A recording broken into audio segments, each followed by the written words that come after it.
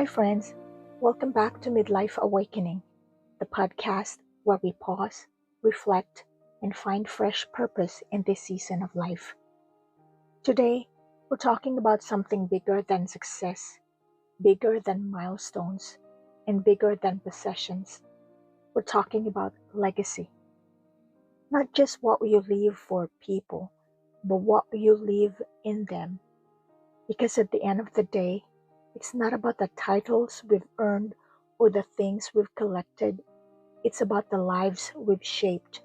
So let's lean in together and discover how mentoring can help us build a legacy that outlives us. Did you ever have a mentor who changed the trajectory of your life simply by believing in you? Maybe it was a teacher who said, "You've got potential," or a boss who trusted you with a responsibility you weren't sure you could handle. Or maybe it was a pastor, a parent, or even just a friend who spoke encouragement into your life right when you need it most. Those moments matter. Someone else's believing in you can unlock courage you didn't even know you had. And those moments, they're the seeds of legacy. We often spend our young adult and midlife years chasing success, working for titles, saving up for retirement, buying homes, hitting milestones. None of that is wrong. But let me ask you this. What if the most important thing you do this year isn't about achieving something new, but about giving away what you already know? That's what I want to talk about today. Legacy. Not the kind the world defines with the money, property, or fame, but something I like to call relational inheritance. This is about the people you influence, the values you pass down, the faith you hand over. When you hear the word legacy, what comes to mind? For many, it's a will, an estate, something tangible. But in God's kingdom, legacy is not measured in possessions, it's measured in people. The Bible gives us such a clear model in 2 Timothy chapter 2 verse 2. Paul tells Timothy, "And the things you have heard me say in the presence of many witnesses, entrust to reliable people who will also be qualified to teach others." That's 4 generations of impact, from Paul to Timothy to reliable people and then to others. It's like a relay race where the baton of faith keeps moving forward. Every believer is called to be a part of that chain. Whether you're 23 or 53, you're both a mentee and a mentor. Someone is ahead of you, and someone is coming behind you. And your role? Pass it on. This isn't just good advice, it's the very engine of the church. Without mentorship and discipleship, faith dies with us. With it, faith multiplies into generations we may never even see. Here's the powerful truth that unlocks your influence. Your scars are your strength. Think about it. Your greatest wisdom doesn't usually come from the easy seasons, does it? It comes from the detours, the failures, the heartbreaks, the jobs you lost, and the dreams that didn't pan out. It comes from the moments when you thought you couldn't go on, but God carried you through. Those scars are not disqualifications, they are credentials. They're your syllabus, and they may be exactly what someone younger, someone searching, someone struggling needs to hear. You don't need a microphone or a platform to make an impact. Legacy begins in ordinary places.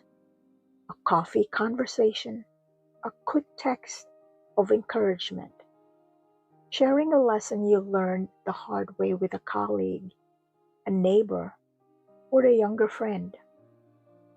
Don't underestimate how God can use your ordinary, messy faithfulness. That's legacy material. Think about Paul. He didn't have a biological son, yet his investment in Timothy created a spiritual son who carried the gospel forward in powerful ways. That mentorship still echoes in the church today. Or Naomi and Ruth. Naomi thought her story was over. She was bitter, broken, and empty. But by walking with Ruth and guiding her, she stepped into a role that placed her right in the lineage of Jesus. Legacy wasn't about what she owned, it was about who she poured into. And of course, Jesus himself. He preached to the crowds, but his greatest investment was in the 12 disciples, and even closer, in the three. His eternal legacy isn't just in his miracles, but in the people he poured into, who carried his mission forward. If you're a young adult listening right now, let me encourage you. Seek out mentors. Don't wait for someone to chase you down. Pursue people whose lives reflect the kind of faith, resilience, or wisdom you want. Ask questions and be teachable. Joshua had Moses. Timothy had Paul. Elisha had Elijah.